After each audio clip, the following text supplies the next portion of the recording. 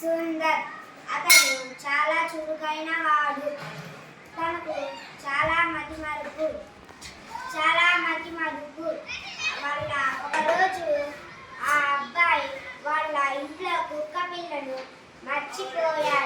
మర్చిపోయి తాళ్ళని నొక్కి బయటకు వెళ్ళిపోయాడు. కుక్క ఇంట్లో అరుస్తుంది.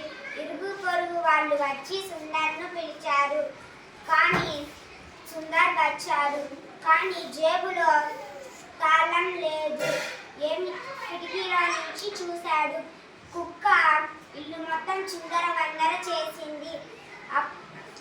ఏమి చేయాలో తెలియక సుందర్ తాళం పగలగొట్టాడు. అప్పుడు కుక్క పిల్ల బయటకు పరుగులు తీసింది. ఈ విషయం వాళ్ళ నాన్నకు తెలిసింది. ఇల్లు మొత్తం చిందరవందర అయింది. వాళ్ళ నాన్న సుందర్ను కొట్టాడు. ఈ విషయం బడిలోని ఉపాధ్యాయుడికి తెలిసింది. మరుసటి రోజు ఉపాధ్యాయుడు సుందర్ వాళ్ళ ఇంటికి వచ్చి సుందర్ వాళ్ళ నాన్నతో మాట్లాడాడు.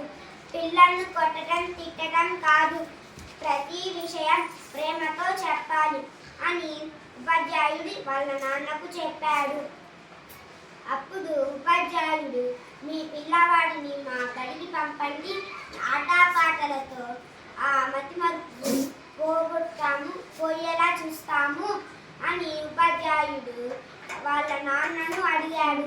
తల్లిదండ్రులు అంగీకరించారు. Very good.